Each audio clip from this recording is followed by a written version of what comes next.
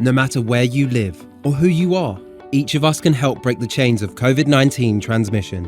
Here's what you can do to protect yourself and others. Cover your cough and sneeze. Clean your hands frequently and thoroughly, especially before and after putting on a mask and going outside or coming home. Avoid crowded places and mass gatherings. Avoid touching surfaces in public as they might be contaminated by someone with the virus. Socialise at a distance. Stay at least 1 metre away from others as much as you can and wear a mask if you can't. If you feel even slightly unwell, stay home. Call your local health authorities and get tested. If you test positive, follow the recommendations from health authorities about how and where you should isolate from others and receive medical care if needed. Make a list of people you have recently been in contact with. Self-quarantine for 14 days if you have been in contact with anyone confirmed with COVID-19.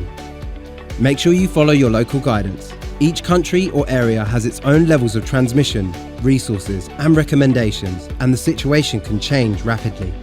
The COVID-19 pandemic has changed the way we live, work and connect with others. It is challenging, but together, we can break the chains of COVID-19 transmission. Nasistress ka na ba? Nagpapanik o natatakot dahil sa COVID-19? Normal lang ang ganitong mga reaksyon sa ngayon. Pero may magagawa ka para mapagtagumpayan ang sitwasyon na ito. Ituloy lang ang pangangamusta sa mga kamag-anak at kaibigan gamit ang text, tawag o video. Tiyakin na ang mga bata ay ligtas at nasa maayos na kalagayan. Gawin sa bahay ang mga nakasanayan upang hindi mabagot o mabalisa sa panahong ito. Sa wastong pag-iingat, ang virus hindi kakalat. COVID-19, kayang-kaya nating tapusin.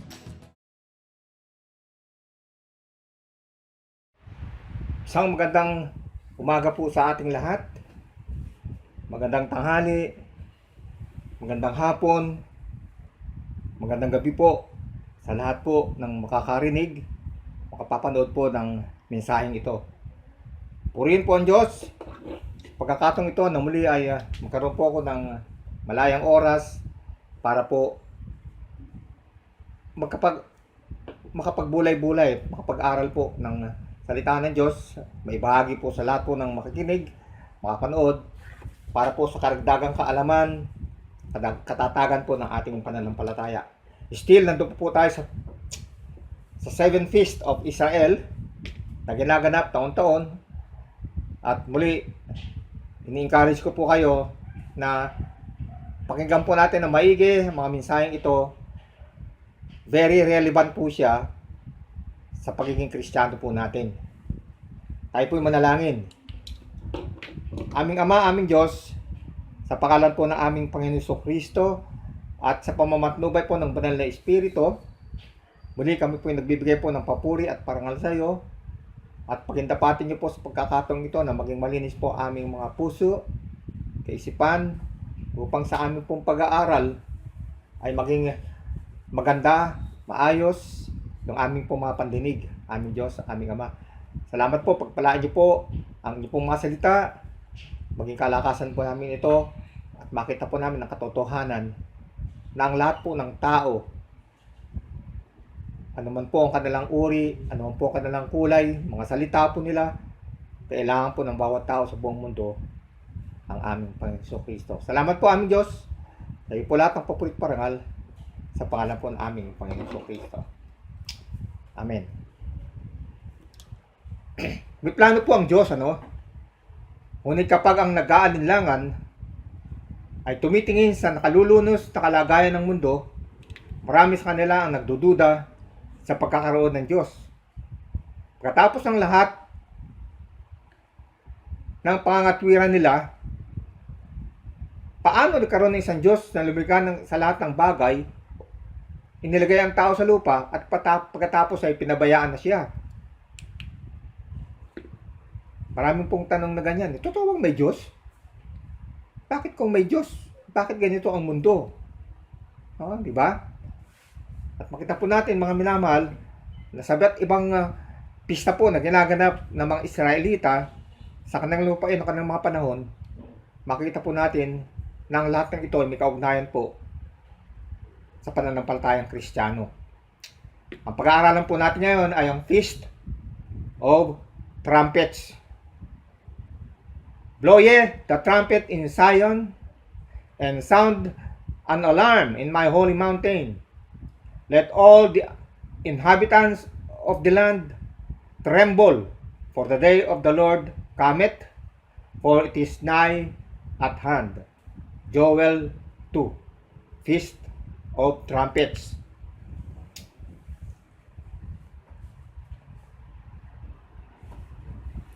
So may anim po, no? May anim po na ginaganap na pista, bagamat ito po ay 7, pero 6 lang po ito na relevant po sa pananampalatayang Kristiyano. Yung number 1 po is Passover. Ito po yung panahon ng crucifixion. Yung pangalawa po, first fruits, resurrection. And then yung pangatlo, weeks o Pentecost. Ibig sabihin po ng Pentecost is 50, no? 50 days. Number 4, trumpets. Ito po yung ngayon, rapture. Marami po kasi mga nangangaral at nagpapahayag po ng Feast of Trumpets o pista ng mga trompeta. Nagko-correspond daw ito doon po sa rapture. But actually po, makita po natin sa Revelation, marami pong binabanggit po na trumpets, no? 7 trumpets po 'yun, huling trumpeta, no? Yung trumpets po na 'yon, pag binanggit po 'yon, ay kahatulan. So, yung number 5 po, Day of Atonement, corresponds sa tribulation. And then, yung number 6 po, Tabernacles, is Kingdom Age. So, ngayon po, nasa pag-aaral po tayo tungkol po sa mga trompeta, no? 10 araw na pistang pangilin. Sabi po rito, no? Sa Leviticus 23:24, sabihin mo sa mga Israelita na ang unang araw ng ikapitong buwan ay araw ng pamamahinga, araw ng inyong pagtitipon. Ihuhudyat ito sa pamamagitan ng mga trompeta. Sa verse 25, sa araw na iyon, huwag kayong magtatrabaho. Kayo'y magdadala kay Yahweh ng handog na pagkain. Praise the Lord. Tuwing taglagas, no? Ang komunidad po ng mga Hudyo ay nagdiriwang ng pistang pangilin na tinatawag na Rosh Hashanah o pinuno ng taon, dahil ito ang simula ng Jewish Civil Year. Ito ay isang pagdiriwang sa Biblia bilang Yom Teruah, ang araw ng mga trompeta, sapagkat ang mga Israelita ay umihip ng mga trompeta sa araw na yon. Leviticus chapter 23 verse 24. Ang shofar, no, o sungay ng tupa, ay hinihipan ng pagtawag sa loob ng 10 araw ng pagsisisi at nagwawakas sa isa pang pagdiriwang sa Biblia, Yom Kippur o araw ng pagbabayad sala, Day of Atonement.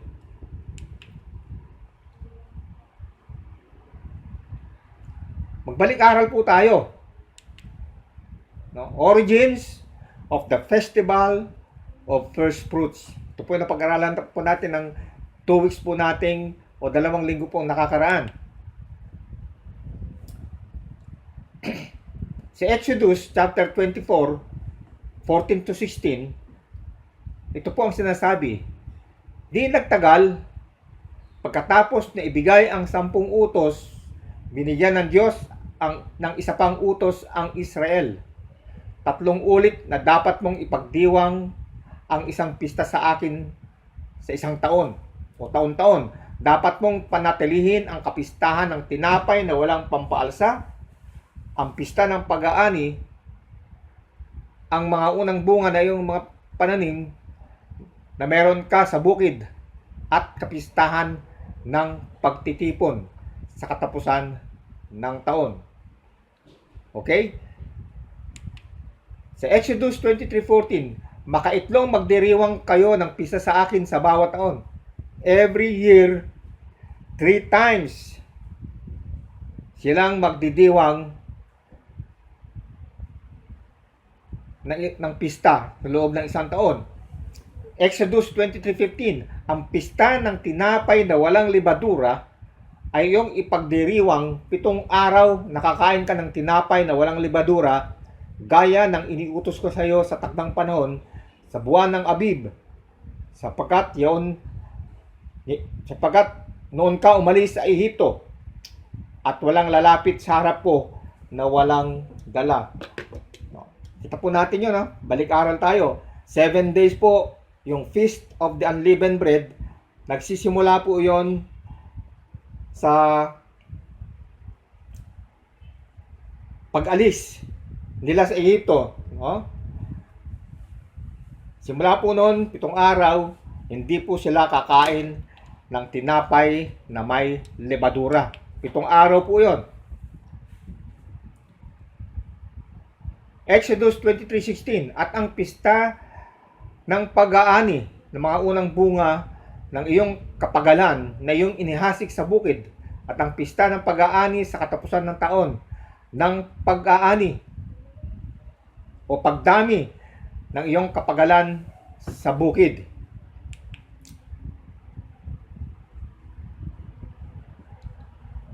Sa pista po ng pag-aani, na tinatawag din pista ng unang bunga o mga linggo, ang mga Israelita ay maghahandog ng mga unang bunga ng pag-aani ng taglagas ng tagsibol sa banal na lupain. Mga bilang 28, 26, Exodus 34, 22.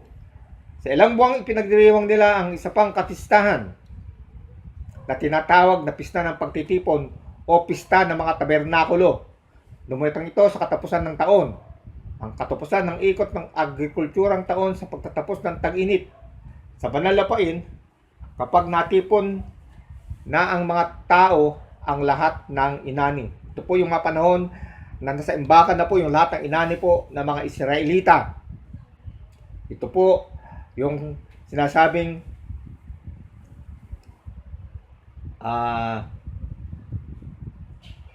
pista ng mga tabernakulo. Praise the Lord. Sa Exodus 34:22, at iyong ipangingilin ang kapistahan ng mga sanlinggo, ang sa mga unang bunga ng pag-aani ng trigo, at ng kapistahan ng pag-aani sa katapusan ng taon. So, ibig sabihin, 2 times po silang magbibigay po ng kapistahan. Unang-una, yung pag-aani ng unang bunga. Pagkatapos po, kapistahan ng pag-aani sa katapusan ng taon.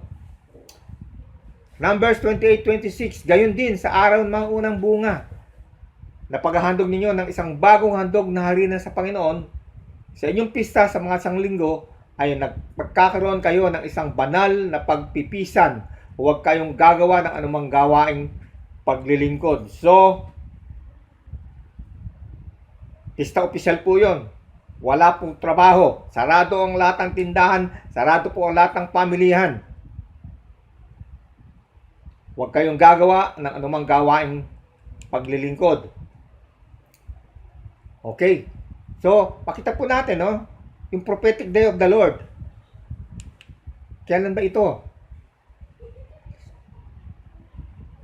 The day of the Lord includes a series of cataclysmic events leading up to the return of Jesus Christ and His forceful suppression of humanity's rebellion against God. Nakita po rito natin yung nakahihindik po ng mga pangyayari pagbabalik po ng ating pong Panginoong Jesucristo. Mahalaga na maunawaan na mga hula tungkol sa araw ng Panginoon ay inihula na noon at kalaunan ang katuparan. No, ano ang ibig sabihin dito? Ang mga mensahe ng sinaunang mga propeta ay nilapat sa bahagi ng mga taong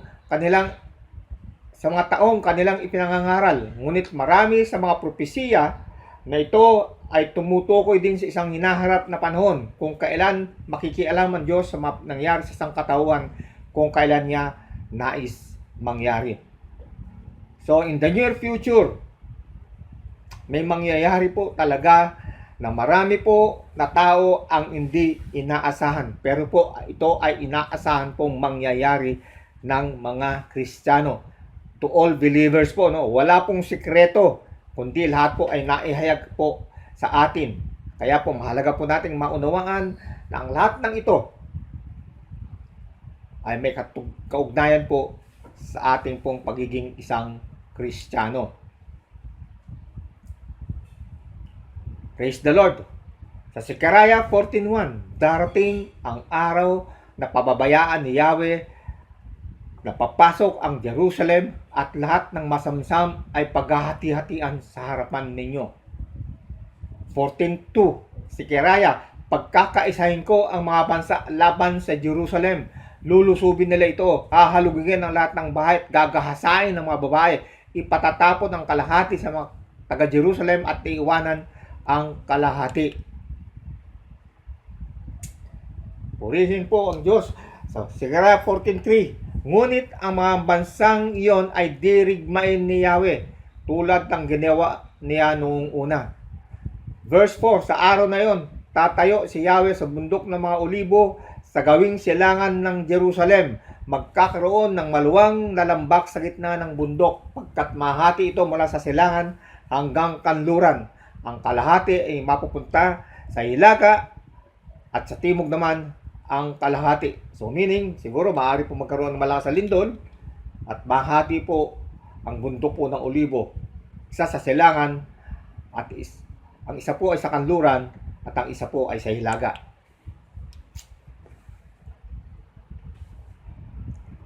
Maraming talata ukol sa araw ng Panginoon sa Biblia, sa Isaiah at Joel na tumutukoy sa kaparusahan na ibinuhos ng Diyos sa Israel at Juda noong una. Ngunit kapag binabasa ang mga propesya na ito at ihahambing ang mga ito sa makasaysayang impormasyon, maliwanag na ang mga ito ay dalawahan sa likas na katangian at bahagyang natutupad lamang. Ang mga talatang ito ay pangunahing tumitingin sa hinaharap kapag ibubuhos ng Diyos ang kanyang paghatol sa isang di nagsisising sangkatauhan bago ang pagbabalik ng Mesiyas. Marami pong mga pangyayari, no? Na makita po natin na tumutugma sa papalapit na pagdating po ng ating Panginoong Hesus. Hindi natin alam, pero nakita po natin yung mga nangyayari ngayon. Nakita po natin yung patuloy na pagsama ng mundo, patuloy na pagdami ng mga makasalanan, pagsuway ng maraming tao sa nais po ng Diyos. Kaya po, God's future intervention. May mangyayari po talagang intervention ang Diyos sa mundong ito. Ang Diyos ay isang Diyos ng pag-ibig at awa. Ngunit siya ay isang makatarungan at isang matuwid na Diyos na hindi nakikipagkasundo sa kasamaan. Sa halip na magsisi at kilalanin ng kanilang tagapaglikha, patuloy pa rin silang namumuhay sa kasamaan. Kahit alam nila na masama ang kanilang ginagawa. Ngunit ang oras ay darating kapag siya ay makikialam sa pamamagitan ng pagpapadala kay Jesucristo upang mamahala sa mga bansa. Hallelujah! Nawa ang lahat po ng mga Kristiyano lagi pong nagnanais na dumating na ating Panginoong Jesucristo. Sabi nga po, Maranatha, Panginoon, dumating ka na. Okay? Isipin nyo, pag dumating ang Panginoon Jesucristo, yung lahat po ng nararamdaman natin, lahat po ng ating nararanasang kapighatian, kalungkutan, lahat ito ay mapaparam na. At makakasama po tayo, o makakasama po natin ang ating pong Panginoon Jesucristo sa kanyang kaluwalhatian. Purihin po ang Diyos. Many Old and New Testament prophecies describe the coming day of the Lord, including those of the seven trumpets in Revelation 8 In Revelation chapter 8 and 8 to 11, they created a composite picture of a time of blowing of trumpets, at a time of catastrophic war, and a time when all nations will be brought together to be judged by God. Ito po yung sa Matthew chapter 25, yung judgment of the living nation. In conclusion, sa Revelation 11:15, hinipan ng pampitong anghel ang kanyang trumpeta. May malakas na mga tinig sa langit na nagsasabi, ang mga paghahari ng sanlibutan ay naging mga paghahari ng ating Panginoon at ng kanyang Kristo. At maghahari siya sa mga ito magpakailan paman. Purihin po ang Diyos. Pagpalain po tayo sa maikling mensaheng ito na ipinakita po sa atin ng Feast of the Trumpets. Isang pista po na ginaganap ng mga Israelita, nagko-correspond po siya, tumutugma po sa madarating po na events in the near future. Nawa lahat tayo ay handang-handa na po sa pagparito po ng ating pong Panginoong Hesukristo. Nawa, mga minamahal na kapatid, mga tagapakinig, tagapanood, nawa, yung simpleng mensaheng pong ito, nagpapatibay na isang araw, ang Panginoong Hesukristo ay babalik upang hukuman ang lahat ng mga tao, buhay at patay. Amen? Okay, salamat po mga minamahal. Magkita-kita po muli tayo sa susunod po nating episode at pagpalain po tayo ng Panginoon. Nawas, inyong panonood na ito, i-click nyo na po yung subscription, mag-subscribe na po kayo at i-click nyo na po yung bell button. Salamat po mga minamahal at tayo po ay manalangin. Panginoon, amin pong pinagpapasalamat ang pagkakataong ito na kayo po yung muli aming nakaniig po namin kayo. Nakarinig po kami na yung salita. Nawa, yung aming pong paikling pag-aaral nito is makapagbigay po sa amin ng karagdagang kaalaman, karunungan, pagkaunawa sa inyong pong mga salita. Salamat po aming Ama. Sa inyo namin pinagkakalob po ang lahat ng ito. Nawa kami po patuloy po lumakas at wag po kaming manalig sa anumang mga bagay kahit po sa mga pistang ito na ginaganap po ng mga Israelita, kundi manalig po kami sa aming Panginoon Hesukristo na siyang nagsagawa sa po tumapos, nagsagawa ng lahat ng bagay para po sa ikaliligtas po namin. Purihin ka o Diyos, luwalhatiin ka, sa iyo po lahat ng papuri at parangal, to you be all the glory, honor and adoration and thanksgiving. In Jesus Christ's mighty name, Lord God, we pray. Amen. Amen.